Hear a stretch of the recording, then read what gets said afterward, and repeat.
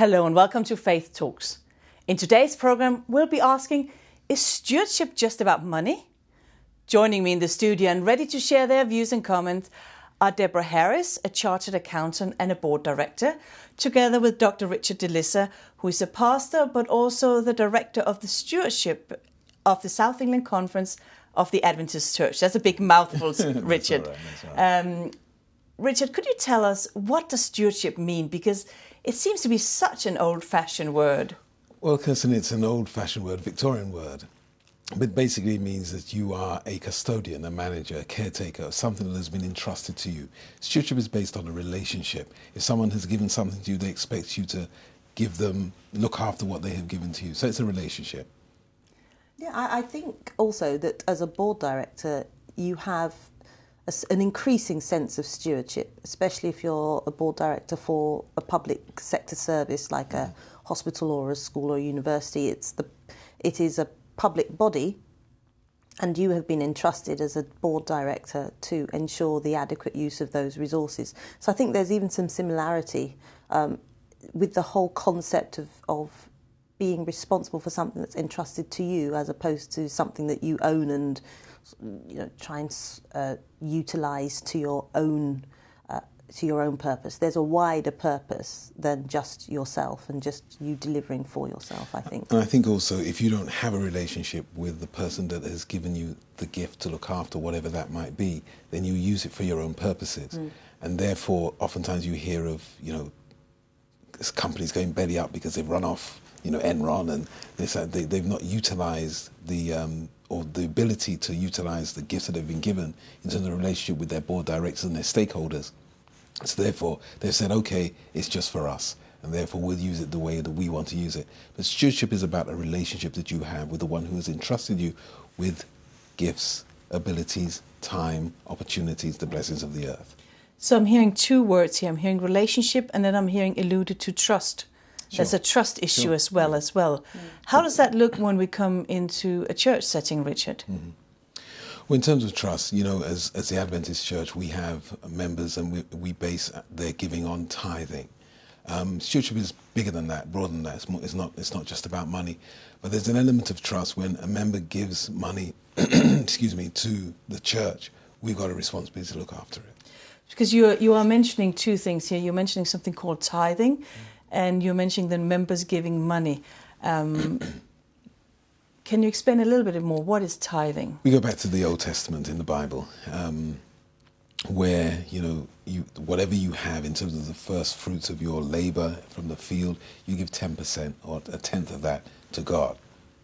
In terms of monetary things, now that we earn money and we're not from an agrarian society, so we earn money and we're able to return to God 10% of that. For argument's sake, simple calculation, £100, you return £10.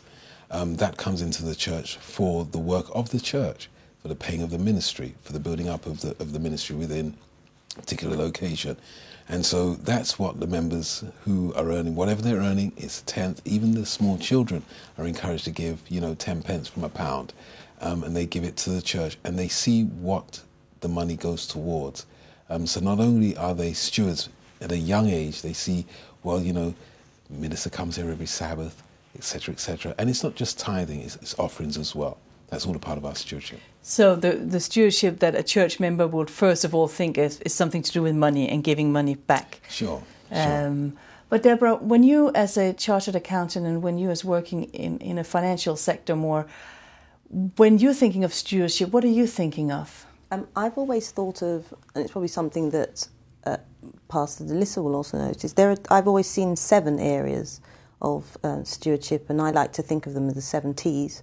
So one of them is the temple, so your body being a temple, so your health, terra firma, so looking after the earth, your treasure, which is the one around finances, the ties that you have, the relationships between each and everyone, teaching, so that's education, your talents, which is what I consider those, some people have a natural gift for certain things.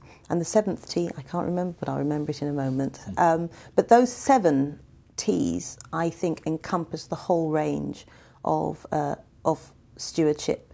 And And it struck me when Richard was talking about the idea of stewardship that as a director, you are there to ensure that the resources are properly aligned with the mission of the organisation. And the comment about having a relationship with the people to who have entrusted the particular organisation or the activity is ringing truer and truer as you go through. If you listen to or if you read any of any sort of financial news, yes, there is always the look for the bottom line and getting profitability, but businesses are now being encouraged. In fact, there are demands for corporate social responsibility. So even companies that have not necessarily a direct link with the consumers are being challenged on how they can actually deliver on terra firma, so their practices, their relationship with their suppliers, the health and well-being of their staff and the people who are supplying. So more and more the work of businesses is seen as stewardship. It's not called that, but if you look, you can almost see those trends coming out. And going back to being an Adventist church member, pastors mentioned the fact that we return a tithe to the church, and we specifically say return rather than pay, because in our minds, all of the gifts that we have come from God. So the returning of 1/10 of your earnings is one of the ways that we are recognising that we wouldn't have it in the first place. But the thing that Richard hasn't mentioned, and I am very clear about as a church member, is that you don't just return the money and then throw your hands up and say, oh, well, whatever happens to it, it's the Lord's will. We have put people in position to act as stewards for these finances. Sure. And for our church, we have, because it's also a registered charity, we have an annual report. Our church members are encouraged to read our annual report to understand what our churches have done. In our local churches, they also meet regularly, I think it's monthly or probably bi-monthly, to have a discussion over what they're doing with the strategy. The whole idea should be there is a purpose for the organisation. We are nothing more than stewards of the resources that we're given, and so there should be a general approach to a reasonable progression and update so that you understand, are we still working and aligned to where we are? And then once every 4 or 5 years, we have a formal review of what the leaders who are in stewardship position have done to forward to progress the work Sure. of the church. So to my mind, that may sound a bit formal when we see ourselves as a church movement, but you must have order or else you have chaos. And to my mind, that sort of stewardship of returning of everything is an area that I think we as church members need to take on board, because we have a duty as well. Sorry. Yeah, I think also in terms of social responsibility, and that's something that as a church we are very keen on. And I would always encourage my members, wherever you spend your money, you need to be demanding social responsibility. So in other words, if you utilise or spend your money in Tesco's or Asda or wherever, there must be a social responsibility from those companies for, case in point, education for those within the area where the shops are. Whether it be kind of putting up a nursery or a gym or something, so you must demand. And it's the same thing in terms of the church. If you're returning tithe to the church, offering to the church, you have demands on the church as well. There are multi-level stewardship. So in other words, as a director, I'm responsible for the funds that I get in for my department and to utilise it in a better way. And there are demands made on the organisation to be very open and transparent with regards to what they're doing with the funds that they have amassed from the members. All of our accounts are online. Every annual report is online from the charity commissions, so that can be seen by our members. And so there is a moral responsibility as leaders of the church to be open and transparent. I think the T that Deborah was alluding to was time. That's right. You know, Yeah, time management is very important. I always say to my members, you know, when you are the sum total, where you are right now has been determined by how you've utilised your time. If you have A-levels, O-levels, GCSEs, or whatever it might be, you've utilised your time to get you to a certain place. And so if you've not utilised your time, where you are right now has been determined by how you have utilised the time that has been given to you, because we are given 24 hours in a day, all of us. How we use it will determine exactly where we are or where we're going to be in the future. I think it's very interesting that you are actually broadening the whole subject of stewardship to be more than about money. Sure. Because a lot of times when you hear the word stewardship, it's always somebody asking for money for something. You know, it's always the management of money. But you're both actually saying it goes beyond that. And I like what you're talking about, social responsibility and making it visible as well. Sure. There are shops where you get little tokens and you then, as a shopper, decide which of the local charities you will do. But what is it in us that likes that? Why are we wanting it to be visible, that whole social involvement? Well, you know, I think it's necessary. We live in a society where you want to see things done with the resources that you've been gifted with. And you cannot just say, right, okay, I'm going to go to Tesco's and Asda, spend my money, get my food, and that's it. You've got to hold them to account for what they're doing within an area. I mean, I mentioned Tesco's again. It's not an advert for them, but I was wondering.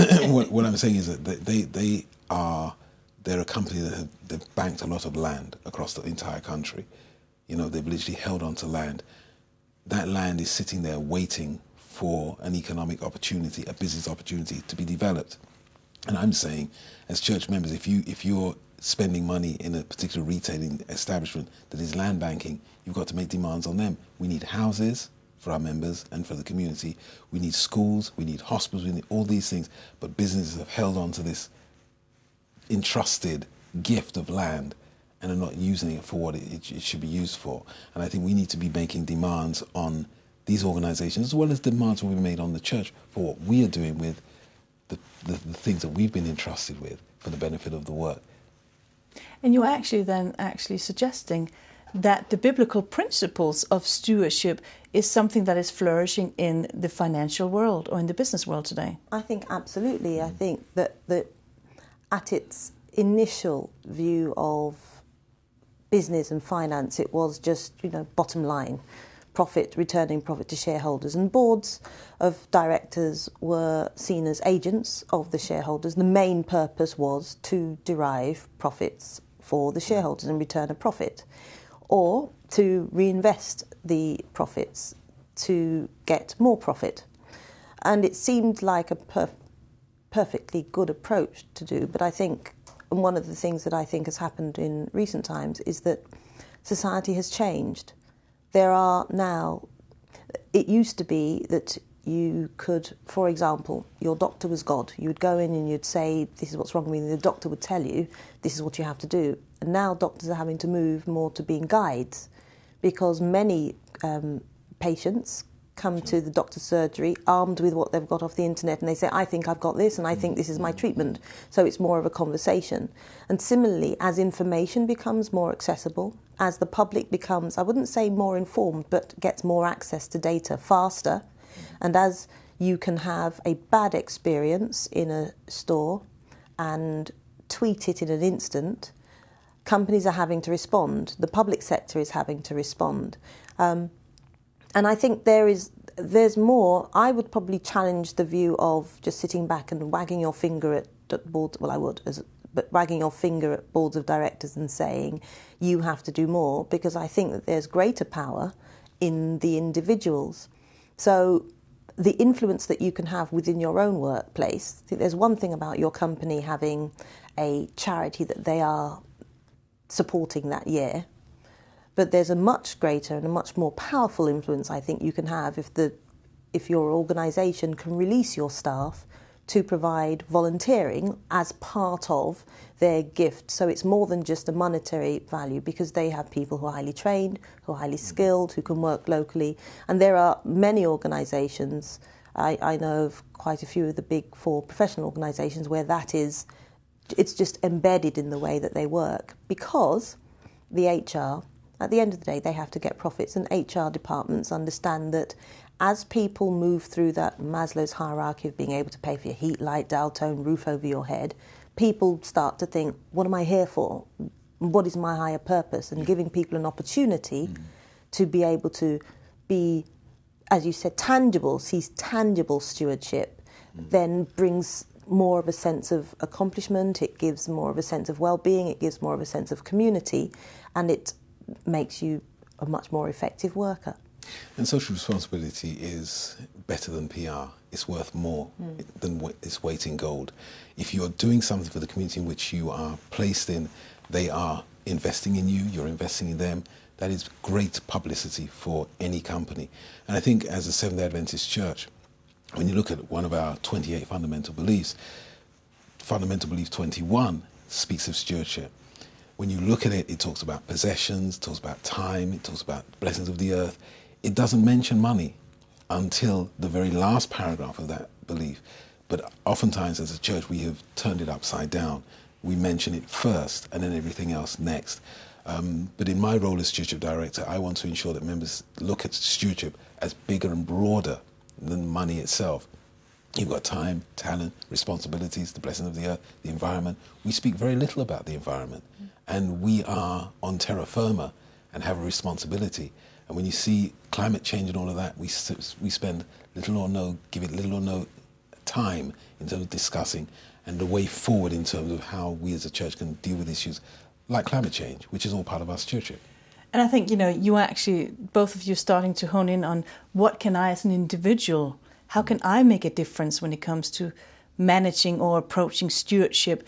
If it's not just about money, and how can I afford to look at stewardship as giving more of my time? I'm working 3 jobs just to feed my family. I can't afford to buy the good organic produced food, recycling. I just don't have time for that. How can I then start looking at stewardship if it becomes so overwhelming?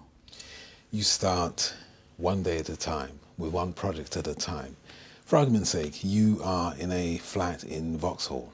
You don't have a garden, so therefore you're not able to cultivate anything. You say, well, how can I try to see if I can get to cultivate something? Then you go and get a grow bag, put it on your balcony, do your tomatoes. That's something that you can do. You may say, okay, what about other things on the environment? Well, get energy-saving light bulbs to put into your place. You may say, okay, I've got to get to work. I don't have enough money for an oyster. Well, perhaps you may need to invest in a bike, etc., etc. So you're increasing your fitness and you're also saving yourself some money. So there are a number of things we can do on an individual level to ensure that we are stewards of what God has given to us and gifted to us to pass on to another generation. And there are companies that help you to do that. So I know that within the NHS, they have a bike scheme. So they will actually help you purchase a bicycle for you to cycle those miles into work.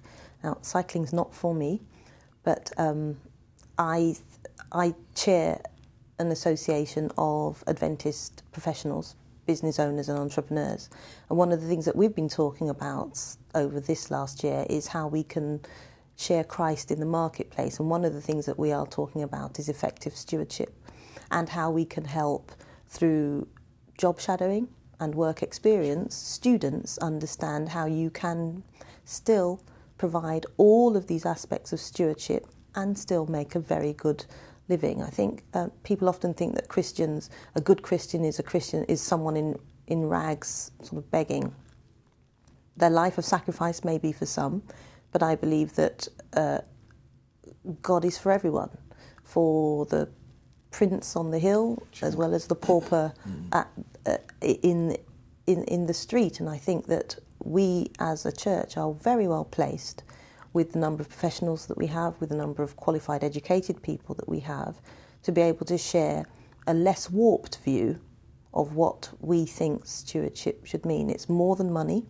It's more than a take from the church. It is very much about giving and a sense of being a community. It is not being so heavenly minded that you're of no earthly good. So it is having your feet, sort of dug into the soil of the terra firma, but also looking up and asking, well, what is my place in the world? What do I have?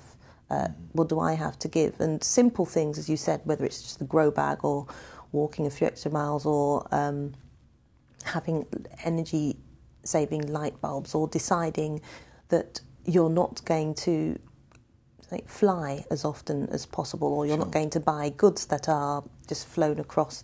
You have to also look at the economics of it, because I was quite interested to find out that actually sometimes it's cheaper to get produce from overseas rather than being homegrown. But then again, you have some challenges to, well, why is that the case? Because you wouldn't expect that to be. I think Pastor's initial comment of take it one step at a time and think, what do I have immediately around me that I can do, is probably one of the most powerful things that anybody, Christian or non-Christian, can do to make their own impact on their stewardship. And I think perhaps looking more at stewardship, having listened to what you've been sharing today, is looking more at life management. How do I manage my life in all the aspects? And how do I give from how I manage? Not just finances, but give of time, you've alluded to. You're talking about helping somebody else develop in their career. That's not going to cost me anything financial. That's just going to cost me advice and having somebody shadowing me. So stewardship then embraces a whole lot of life management skills. And again, giving back or paying back. But we have to touch on this one point of money, because we have been avoiding it to make that the focal point, because you're both saying that stewardship is more than that. But Richard, we started this conversation with you talking about tithing as well, and giving money back, or returning tithing, giving money back to God. And I have to ask, does God really need our money? Does God really need us to manage the earth for him? Does God really need us like that? Well, I would say yes. He's given us the power of choice, and therefore he's also, placed Adam and Eve initially in the garden to look after and to manage. God doesn't need our money. Money is a tangible thing in our hands. What God needs is that when it comes to stewardship essentially is based on, as I said before, a relationship. But also a deeper thing is that it's not only the relationship with the God that has given to you, but God's benefit really is for you to be saved. So essentially, stewardship is a matter of salvation, how you use what God has given to you for the salvation of your soul as well as others. Parable of the talents is a key parable. It goes on to say, you got one with 2 gifts, one with 5 gifts, one with 1. And I've always changed the simile in that parable, and I've put it for souls. So you've got 2 souls. You go out and you make another 2. 5 souls, you go out and make another 5. It's all about the kingdom. And I think for us as Seventh-day Adventists, when we think about the kingdom, it's not money, it's a matter of souls. Every king needs a kingdom, and every kingdom needs a king. But a kingdom is not for money, to be filled with money, it's to be filled with souls. So it's not just a matter of us saying, well, okay, does God need our money? No, he doesn't need our money. But the money doesn't belong to us anyway, it all belongs to him. He's given us that money and the ability to make money in order to ensure that many people are won into the kingdom. See, I think you said initially, God, yes, but actually what you're saying is no, because I feel that God doesn't need he doesn't need anything. I agree completely with what you're saying, but God doesn't need the money. You've also said it's about relationship. To my mind, I also feel that it is about a tangible way that we evidence our understanding of where we fit in this chess game of life between good and evil.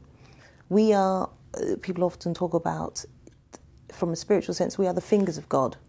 God doesn't necessarily need us as humans, but it is for us to grow and build our character, as you're saying. So the returning of tithe is a decision, it's a choice. The returning of the stewardship of your time and effort, it is a choice, it is a decision, it's a tangible decision, and then continuing it to make it part of who you are, a habit that becomes not like a diet where I have tried many and various diets, but when you change your lifestyle and make it part of who you are, it becomes embedded, and it becomes something, it is your choice, and then it becomes a natural, joyous thing for you to do.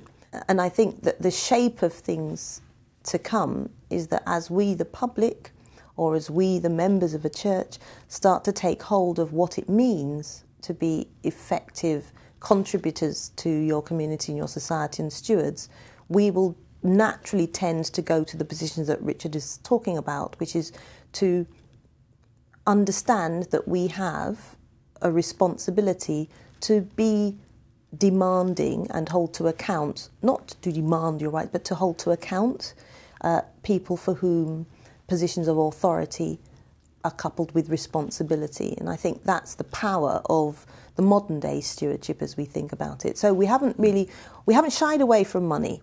Money, I think, is the oil that greases a lot of wheels. Sure. And without it, there's very little that you can do. But understanding that it is a tool to an end and not the end in itself is what I think you were alluding to. And to that, I agree. Well, thank you to both of you for enlightening us on stewardship today. And why not add your voice to the debate by joining us on our Facebook page at Faith Talks? We'd love to hear from you. Thanks for watching, and we'll see you again next time.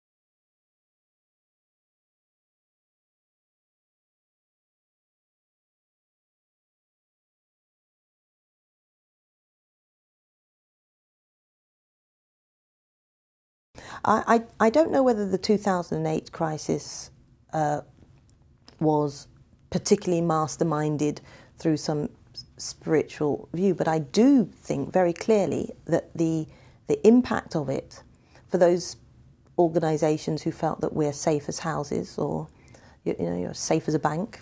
Well, no one probably uses that phrase anymore, but it also highlighted the issues of trust and accountability. All of the things that we started talking about at the beginning of this programme, that has made people think a lot harder and be a little bit more insistent on holding people to account. So we have mentioned a couple of retail stores, retail organisations that are currently addressing issues of accountability at their highest level.